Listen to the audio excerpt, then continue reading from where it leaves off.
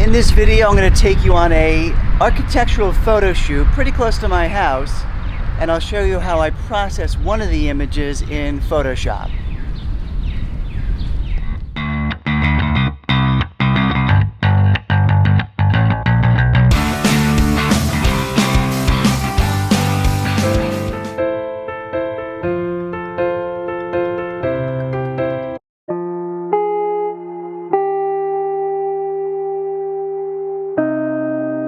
Well, I have not been out shooting in a while, and I woke up late this morning, but I figure I'd just pop out to a town right near where I live, White Plains in New York.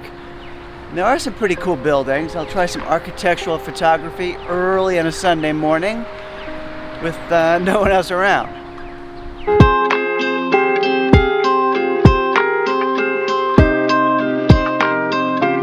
I found this pretty cool building with some nice angles at the corner that I think will hopefully provide a good subject for me. I'm going to set up, get some test shots to see if it's okay.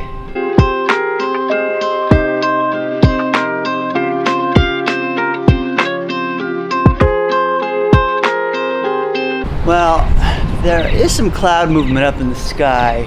It's kind of on and off. Some of the clouds are a little too thick, but I am going to try a long exposure just to capture that. I like having moving clouds against this very still, majestic skyscraper. It's probably exaggerating a bit, but very tall, cool, modern building.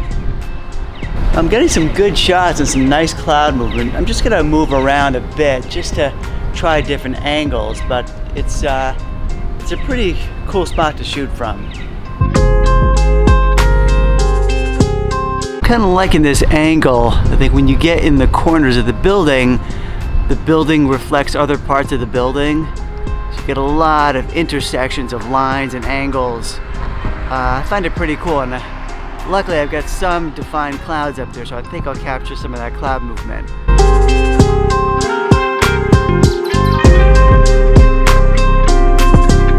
Well, I've got my 10-stop neutral density filter on, and that's allowing me to go out about 40 seconds, which is enough to capture that cloud movement because the cloud's moving reasonably quickly. I am getting a little flare from the side.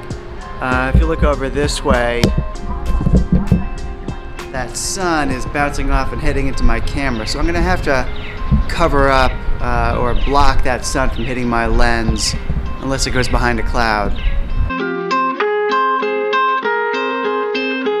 So to go out beyond 30 seconds, I'm in bulb mode, and that allows me to press the shutter down. It basically keeps the shutter open as long as I want until I release it. To do that, I am using a remote shutter release where I can lock it in and just unrelease it when I'm ready to close that shutter.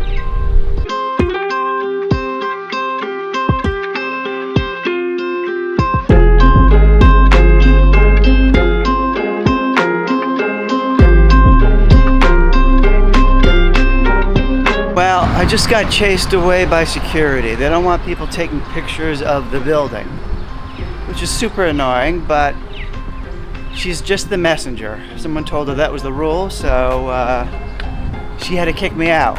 I got the shot I wanted anyway, I think. So I'm gonna head home, get this on the computer. In fact, why don't you join me and I'll show you how I process one of these images in Photoshop.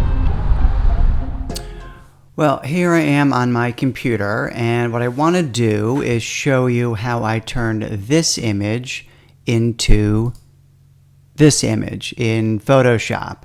So to get to this level, I did some work in Lightroom, not too much. I converted to black and white. I brought up the shadows a little bit, pulled down the highlights, maybe increased clarity a tad, but didn't do too much. And this is not such a bad shot, but clearly it's a little flat.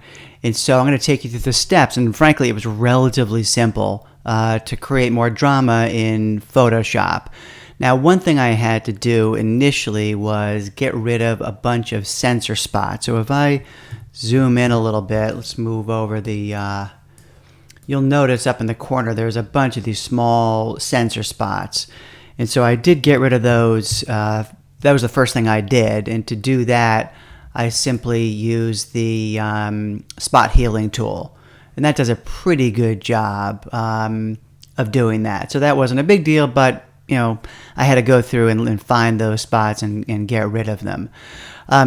What I wanted to do was darken the sky a bit and have contrast in the sky. And so I first selected the sky. Now, when you have an image like this, where the sky is very defined, you get good, clear, clean lines between the sky and the rest of the image, then you can just use the quick select tool. So all I did really was go to the quick select tool, I selected the sky, and it took me literally about 2 seconds. And then I went up to select, save selection, and then named it sky. And so I had that. In fact, let me just go to my selection. So I can load selection, sky, it's basically the same thing. And I used the curves adjustment layer. So I'm going to pull up a curves adjustment layer. And again, I'm going to darken it, but create some contrast. So you want to pull down on the line to darken, and then pull up to bring up some of the highlights. And you can play with it, obviously, and get it to the level you want. Actually, when you do this, you really do see those sensor spots. So I'm not going to get rid of them again, but in the final version, they will be gone. For the building, I didn't want to do too much. I like the way the sun is hitting parts of the sides, and so it was probably just creating a bit more contrast. Now, to select the building, since I have everything else selected, I can, let me go to reselect, which was the sky. I'm going to hit inverse. So now this is everything but the sky, in this case, the building. Again, I'll use a curves adjustment layer. And for contrast, you want to create that S curve. So pulling up on the right, and you'll see those highlights get brighter. Pulling down on the left side for some of the shadows. And you've got some nice drama. So that really simple exercise turned this into this. And again, I had to clean it up, so this was kind of that final image. Hey, if you like this video, make sure you hit that subscribe button and give me a like. And until next time.